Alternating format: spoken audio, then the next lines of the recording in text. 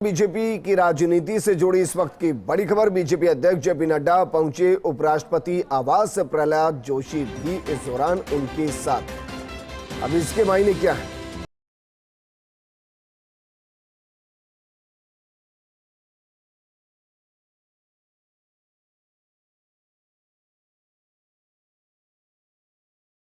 उपराष्ट्रपति जगदीप धनखड़ पर मुख्यमंत्री अशोक गहलोत ने सीधे हमले किए थे और कहा था कि उपराष्ट्रपति के पद की गरिमा को ठेस पहुंचाई जा रही है। जिस तरीके से एक एक दिन में 5-5 जिलों का दौरा वो कर रही है।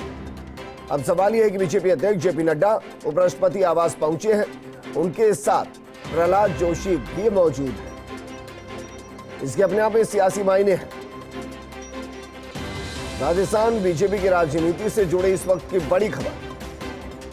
बीजेपी अध्यक्ष जेपी नड्डा उपराष्ट्रपति आवास पहुंचे हैं, उनके साथ प्रहलाद जोशी भी मौजूद हैं। दोनों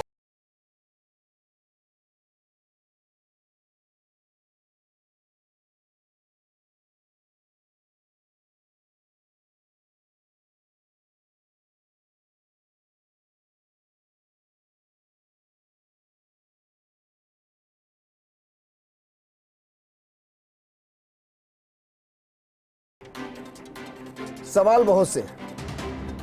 दिल्ली न्यूज एडिटर अदिति नागर हमारे साथ जुड़ चुके हैं। अदिति, वैसे तो उपराष्ट्रपति का जो पद होता है वो गैर राजनीतिक होता है, लेकिन चुनावी साल में मुख्यमंत्री अशोक गहलोत ने उनकी राजस्थान में एंट्री और कई जिलों के दौरों को लेकर सवाल उठाए हैं। उसके बाद ये मुलाकात है। अब इसके राजनीतिक मायने समझाइए।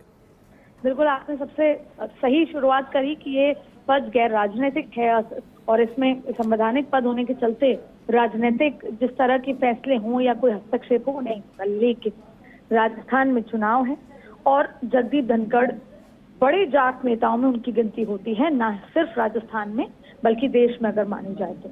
ऐसे में जो सूत्र है, भारत 24 और फर्स्ट इंडिया ने सबसे पहले कल देर रात ये बता दिया था कि दो बड़े नेता जो राजस्थान से आते हैं दोनों संवैधानिक पद पर हैं, लेकिन राजस्थान चुनाव के मसले पे उनसे भाजपा के दिग्गज नेताओं की मुलाकात अगले 24 घंटे में हो सकती है। ऐसे में देखिए, जगदीप धनखड़ से मुलाकात के कई तरह के मायने। अब जाट क्योंकि बड़े चेहरे हैं और ये माना जा रहा है कि कहीं ना कहीं फीडबैक आया है कि जाट नेता है राजस्थान के, वो भाजपा से खिसक रहे हैं और यही वजह है कि अभी जो 2 रैलियां होने वाली हैं प्रधानमंत्री नरेंद्र मोदी की, उसमें आप कोई बड़ी घोषणा जाट समाज के लिए सुन सकते हैं।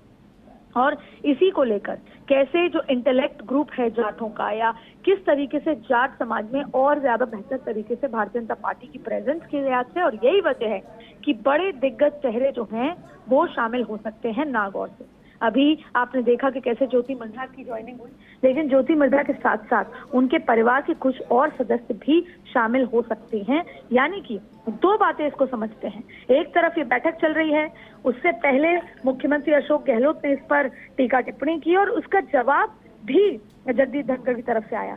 लेकिन क्योंकि आज राजस्थान की बैठकों का, प्रत्याशियों का दौर चल रहा है और वहीं प्रधानमंत्री मोदी की रैली भी होने वाली है, तो अगर आसान भाषा में और सीधे सीधे समझे तो किस तरीके से जाट वोटर्स को लुभाना है और जो 2 रैलियां अक्टूबर के पहले माह में होनी है उसमें कोई बड़ी घोषणा करनी है जाटों को लेकर, पहला।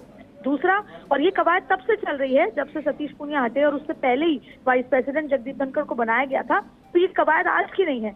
लंबे समय से राजस्थान में जाट वोटर्स को लुभाने और बैलेंस करने की कोशिश भारतीय जनता पार्टी पहले से ही कर रही है। लेकिन और उसके अलावा कितने जाट चेहरे हों जिनको टिकट दी जाए, तमाम चीजें हों, और उससे बड़ी बात, आगामी दिनों में आप 2 से 3 बड़े कांग्रेस के जाट लीडर भारतीय जनता पार्टी में ज्वाइनिंग करते हुए दिखेंगे और वो भी नागौर इलाके से। ऐसे में ज्योति मिर्धा के साथ साथ और भी नए दिग्गज यहाँ पर आते नजर आएंगे जिनका नाम आप समझ गए होंगे। तो ऐसे में काफी महत्वपूर्ण ये बैठक मानी जा रही है और इस बैठक के कई मायने होंगे। जी अदिति, आप ये कह रहे हैं क्योंकि आधिकारिक तौर पर ये कहा नहीं जा सकता और कोई कह भी नहीं सकता, लेकिन फिर भी क्या ये कहा जाए कि एक रिपोर्ट तैयार हुई है अलग अलग जिलों में घूमकर कि जाट समाज को क्या चाहिए, क्या अपेक्षाएं बीजेपी से हैं, और ये काम उपराष्ट्रपति धनखड़ के नेतृत्व में किया गया है। हालांकि मैं फिर कह रहा हूं कि भाई वो गैर राजनीतिक पद पर है, सीधा कुछ नहीं कहा जा सकता, लेकिन उस तरीके की डिस्कशन तो हुई होंगी। देखिए, अब जो चुनाव है वो पूरी तरीके से बदल गए हैं, चाहे वो फिर विधानसभा के चुनाव हुए या लोकसभा के। पहले कोई भी एक पार्टी किसी एक वर्ग को या किसी एक जाति के साथ या किसी एक धर्म के साथ चुनाव जीत लेती थी और मैंडेट पा लेती थी। लेकिन आपने देखा होगा पिछले कुछ समय में ये मिथ टूटा है और अब हर वर्ग के लोग जब तक आपको मैंडेट नहीं देते, आपको वोट नहीं देते, तब तक आप उतनी बड़ी जीत हासिल नहीं कर पाते। और ये भारतीय जनता पार्टी ने ही क्रिएट किया है। उत्तर प्रदेश में इस तरह का मैंडेट आना, देश के चुनाव में इस तरह का मैंडेट आना, और वो संभव नहीं है कि आप किसी एक वर्ग, किसी एक जाति से इतना बड़ा मैंडेट ले पाए।